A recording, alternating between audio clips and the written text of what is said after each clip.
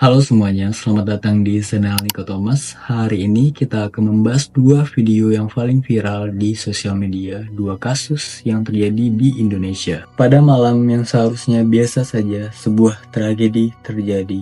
Seorang pria ditemukan tidak bernyawa dengan kondisi yang sangat mengenaskan. Dan kebenaran dibalik kematiannya mengungkap kasus yang paling rumit daripada yang bisa dibayangkan. Dalam penyelidikan yang penuh dengan intrik dan drama, semua mata tertuju pada satu individu yang tak terduga. Seorang waria yang mengaku ada hubungan spesial dengan korban. Apakah ini pembunuhan yang didorong dari sebuah motif pribadi? Atau ada yang lebih gelap tersembunyi di balik peristiwa ini? Andri merupakan seorang pemuda berusia 25 tahun. Ia merupakan seorang pemuda yang ramah dan baik hati. Di usia yang sudah cukup matang, Andri ingin memiliki seorang kekasih. Sedangkan teman sebayanya sudah berkeluarga dan memiliki anak. Andri kemudian memanfaatkan sosial media Facebook untuk mendapatkan pasangan.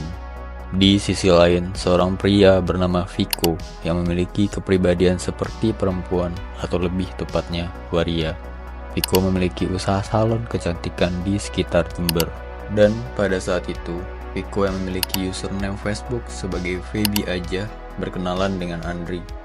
Andri terpesona dengan Feby yang terlihat cantik di foto-foto yang diuploadnya di Facebook. Feby berhasil memikat Andri karena mereka sama-sama berasal dari Jawa Timur, Jember. Akhirnya mereka sepakat untuk bertemu. Andri akhirnya berangkat menemui Feby dan berjanji bertemu di salon milik Feby. Dan setelah penantian lama, akhirnya mereka bertatap muka untuk pertama kalinya. Setelah sampai di salon Feby dan mengobrol, Andri merasa ada sesuatu yang janggal. Andri menyadari kalau Feby yang kenal selama ini ternyata adalah seorang pria alias waria. Andri pun merasa kecewa. Andri akhirnya ingin pergi meninggalkan Feby alias Viko. Akan tetapi, Viko berusaha menahan untuk tidak pergi dengan alasan bahwa jarak dari Malang ke Jember yang sangat jauh. Akhirnya, Andri setuju dan mau menginap di tempatnya Viko. Ketika Andri sedang tidur, Viko yang nafsunya sudah di ujung tanduk mulai menggerayangi Andri. Andri yang tentunya aslinya lelaki tulen tentu saja menolak. Tidak habis akal, Viko kemudian mencampurkan 12 butil pil dextro dengan minuman alkohol. Dan betapa polosnya Andri mau saja menenggak minuman keras yang diberikan oleh Viko. Dan setelah meminum air beracun yang diracik Viko, tak lama kemudian Andri menunjukkan pada tanda-tanda keracunan dan terkapar lemas. Melihat Andri yang lemas, Viko mengambil bantal dan membekap wajah Andri hingga ia meregang nyawa. Setelah memastikan Andri telah tidak bernyawa, Viko menyeret tubuh Andri ke belakang salon dan membuang jasad Andri yang telah diikat dengan 6 buah genteng ke dalam sumur. Dan tidak selesai di situ saja, kemudian Viko menggadaikan motor milik Andri ke tetangganya senilai Rp1.500.000. Sudah lama Andri tidak memberikan kabar kepada orang tuanya. Pihak keluarga yang kehilangan Andri memutuskan untuk melaporkan ke pihak yang berwajib. Viko yang merasa tak nyaman lagi di salonnya akhirnya memutuskan untuk pergi meninggalkan kontrakannya.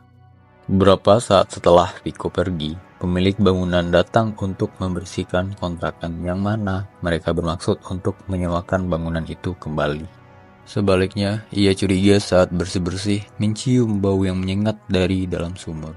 Ia kemudian melaporkan temuan itu ke warga setempat. Setelah dicek, tampak dari atas pakaian orang mengambang. Temuan itu langsung dilaporkan ke kantor polisi. Tak lama, sejumlah petugas dan tim medis Inpasis datang ke lokasi. Dari dalam sumur itu, petugas dan warga kemudian mengeluarkan kerangka manusia. Seluruh kerangka manusia itu kemudian diangkat dan dikumpulkan di atas. Polisi menduga kerangka tersebut adalah korban pembunuhan. Sebab dari dalam sumur juga ditemukan genteng yang diikat dengan tali sebagai pemberat. Kerangka tersebut kemudian dievakuasi ke kamar jenazah RSUD Dr. Subandi, Jember. Dari hasil identifikasi, jenazah merupakan Andri Trisnanto, warga Malang. Penyelidikan pun dimulai. Polisi juga memburu Viko, orang yang mengontrak rumah dan kini keberadaannya hilang. 4 hari kemudian, polisi membungkuk Viko di Kelakah, Lumajang. Viko selanjutnya dibawa ke Polres Jember untuk menjelaskan apa yang terjadi di kontrakannya dengan apa yang dibuatnya di sana. Korban datang ke salon itu hari Jumat sekitar bulan Mei 2017. Meski kecewa karena tersangka ini adalah seorang waria, namun korban tetap menginap semalam di salon milik tersangka, kata Kapolres Jember saat itu, AKBP Kusworo Wibowo. Dan korban sempat diajak berhubungan badan oleh tersangka, tapi korban menolak. Selasa 20 Maret 2018, Viko Arianto dijatuhi vonis Pengadilan Negeri Jember 11 tahun pidana penjara. Vonis ini lebih ringan setahun dari tuntutan jaksa sebelumnya. Hakim Ketua Slamet Budiono menilai Viko terbukti melanggar pasal 338 KUHP tentang pembunuhan. Selanjutnya Viko dan jaksa penuntut umum menyatakan menerima vonis tersebut. Dan untuk kasus kedua ini kita akan membahas seorang kepala keluarga yang seharusnya melindungi keluarganya, tapi tidak dengan ini. Dia tega menghilangkan nyawa istrinya sendiri dengan gangguan skizofrenianya. Tarsum, 50 tahun, adalah seorang pengusaha jual beli kambing yang tinggal di Dusun Sidang Jaya, Desa Cisontrol, Kabupaten Rancah, Ciamis, Jawa Barat. Ia dikenal sebagai pribadi yang ramah dan aktif dalam kegiatan-kegiatan warga. Tarsum juga seorang muslim yang taat beribadah. Hampir setiap hari ia menunaikan sholat wajib secara berjamaah di masjid. Keluarga Tarsum juga harmonis dengan 2 orang anak. Tidak pernah terdengar adanya pertengkaran antara dirinya dengan istrinya Yati, 44 tahun. Namun, beberapa waktu belakangan, Tarsum menunjukkan gelagat aneh. Ia sering terlihat gelisah, beberapa kali bahkan ia mencoba menyakiti dirinya sendiri. Mulai menggunakan senjata tajam, mencekik dirinya sendiri, atau membenturkan kepalanya ke tembok. Usaha-usahanya ini untungnya selalu diketahui dan berhasil dihentikan oleh keluarga dan para tetangganya sehingga tidak sampai mencelakai Tarsum. Akibat perilaku aneh dan berbahaya itu, keluarga Tarsum memanggil petugas puskesmas untuk memeriksa apa yang salah pada pria itu. Melalui wawancara, Tarsum mengaku bahwa ia tidak merasakan sakit atau gangguan kesehatan. Hanya saja ia merasa gelisah. Akhirnya petugas memberikan Tarsum obat penenang untuk ia konsumsi dan meminta keluarganya mengawasi gerak-gerik Tarsum karena khawatir ia akan mengulangi percobaan yang sama dengan kemarin yang ia lakukan. Dan kondisi Tarsum sempat membaik. Namun pada Rabu malam 1 Mei 2024, ia kembali menunjukkan gelagat aneh yang hendak mengakhiri hidupnya sendiri. Warga kembali meminta bantuan petugas puskesmas untuk menangani Tarsum. Kali ini selain memberikan obat penenang dengan dosis 2 kali sehari, petugas juga menyarankan untuk Tarsum segera dibawa ke psikiater. Hal ini demi mengetahui apa yang membuat pria yang dahulunya normal ini bisa bertindak demikian dan agar mendapatkan penanganan yang lebih dari ahlinya. Pada Kamis 2 Mei, keluarga Tarsum menetapkan tempat untuk menjaga serta mengawasi pria itu di salah satu rumah adiknya. Rencananya pada hari Jumat, mereka akan memutuskan ke rumah sakit atau ke psikiater di mana Tarsum akan dibawa. Namun sayangnya, keluarga Tarsum malam itu lengah dan kecolongan.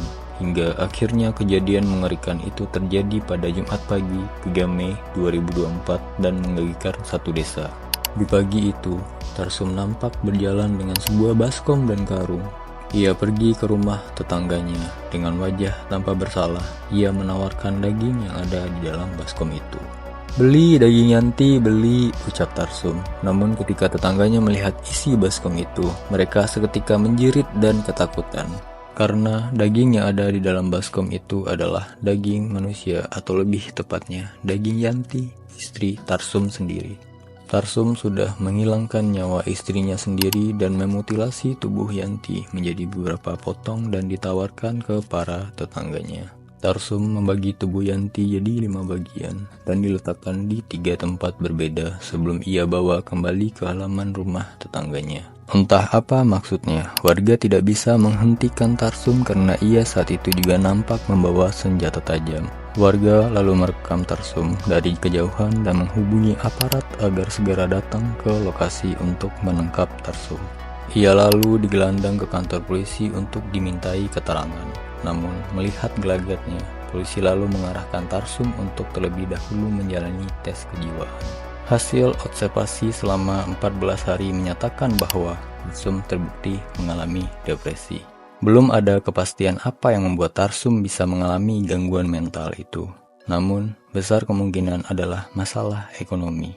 Beberapa waktu sebelumnya, usaha jual beli kambing yang menjadi mata pencarian utama Tarsum bangkrut. Selain itu, ia juga diketahui memiliki hutang pinjaman ke bank senilai 100 juta rupiah yang begitu membebaninya sebagai seorang kepala keluarga. Beberapa sumber juga menyebut anak kedua Tarsum juga terlilit hutang dalam nominal besar. Karena mengalami gangguan jiwa, Tarsum tidak dapat dibawa ke pengadilan untuk mendapatkan vonis penjara.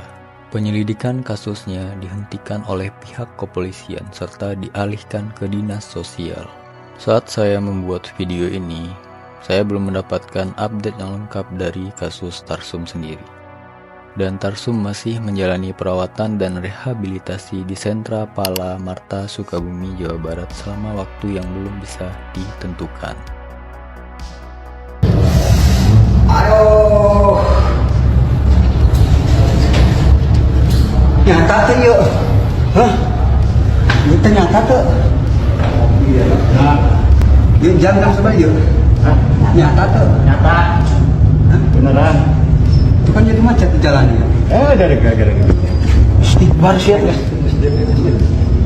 Tas.